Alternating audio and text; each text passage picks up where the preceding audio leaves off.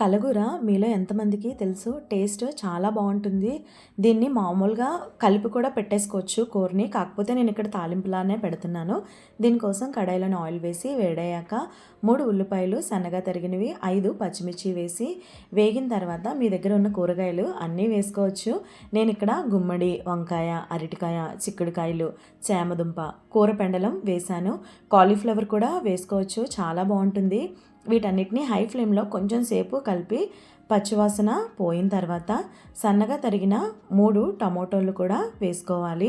ఇందులోనే 3 టేబుల్ స్పూన్ల కారము, రుచికి సరిపడినంత సాల్ట్, కొంచెం మాత్రమే పసుపు వేసి మూత పెట్టుకొని మీడియం ఫ్లేమ్లో 5 నిమిషాలు కాయగూరలన్నీ మగ్గనివ్వాలి.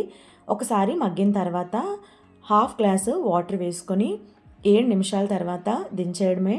టేస్ట్ చాలా బాగుంటుంది. తప్పకుండా ట్రై చేయండి. నచ్చితే సబ్స్క్రైబ్ చేయండి.